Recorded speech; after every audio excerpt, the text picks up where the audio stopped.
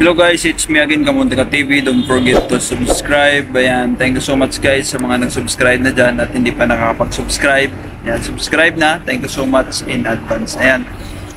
And shoutout sa lahat mga nag-apply dyan.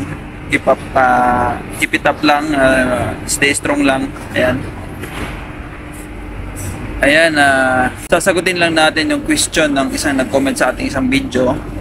Sabi niya is ask lang daw niya, naghanap pa ba sila hotel accommodation bukod sa ticket at passport? Mas okay din ba diretso na ako dyan sa Macau or daan pa ako ng HK? Bala ko kasi mag cross country dyan after ko dito sa Malaysia.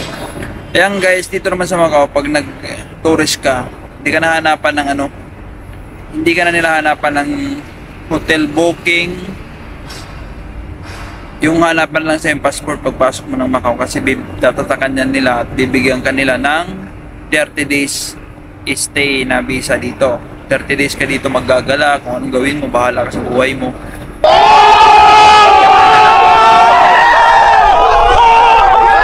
Ayan, yung sa naman, huwag ka na duman ng HK.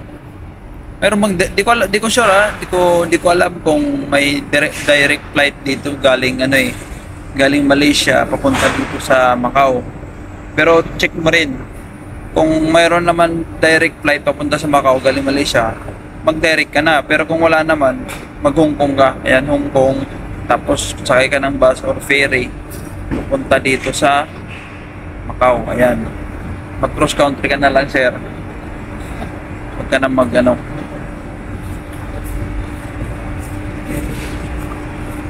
sir or madam ba to? Hindi ko kasi yung niya yung pangalan dito.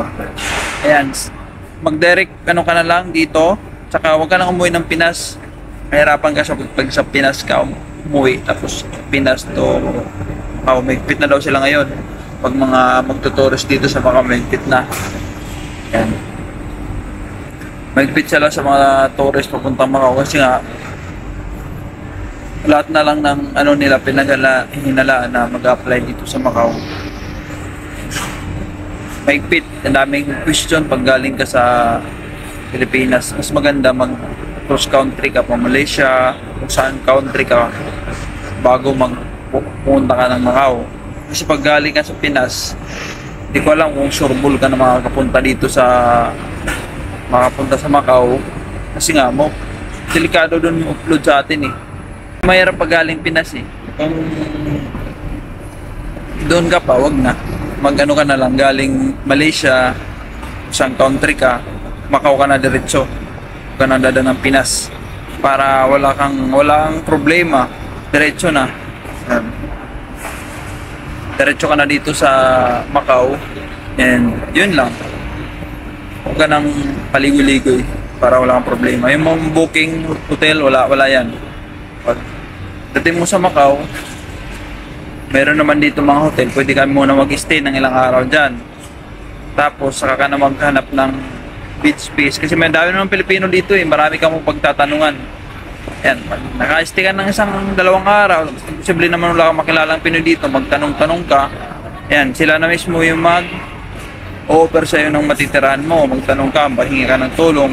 Yung mga Pilipino naman dito matulungin hingi ka ng tulong. Ayan, doon ka na rin mag-start maghanap ng trabaho. Kung gusto mo maghanap, kung gusto mo naman maggala lang, start ka na maggala, diba? Ganun lang, diretso ka na dito sa huwag ka nang kung saan lugar pa pumunta. Yan, sana po nakatulong, sana po yung tanong mo, madam. Wala na silang hahanapin na kahit ano pa, yun lang, yung passport mo. Diba? Bye guys. Thank you so much. God bless lahat.